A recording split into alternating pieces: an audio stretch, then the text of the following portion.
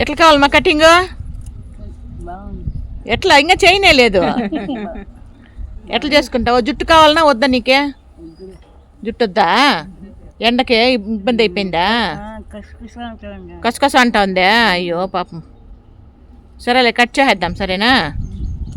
గుండా కటింగా? కటింగ్ అబ్బో. ఇక్కడ కటింగ్ చేస్తున్నాడు కదా ఆ అబ్బాయి అయితే, నేను ఉచితంగానే చేస్తానమ్మా, నాకేం డబ్బులు వద్దు అన్నట్లుగా చెప్పాడు. ఇంకా నేనైతే ఒప్పుకోలేదనమాట. అంటే ఫుల్ అమౌంట్ తీసుకోకపోయినా ఏదో కొద్దిగా తగ్గించన్నా తీసుకున్నా పర్లేదు అన్నట్లుగా కొంచెం తగ్గించి ఇచ్చానమాట. తీసుకున్నాడు. ఇంకా అంటే ప్రతిసారి మనం ఉచితంగా చేయించుకోవాలంటే మనకు కూడా ఒక రకంగా మొహమాటం అయిపోతుంది కదండి. అది కరెక్ట్ కాదు కదా దానికని.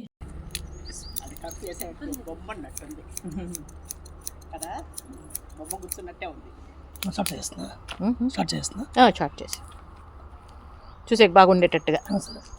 ఆమె అందగత్తి కదా.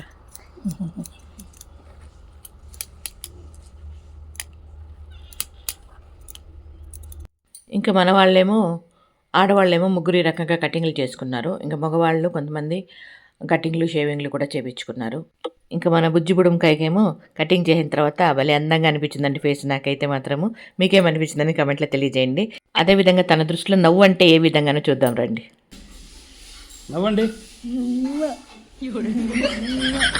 కళ్ళు మూయద్దండి.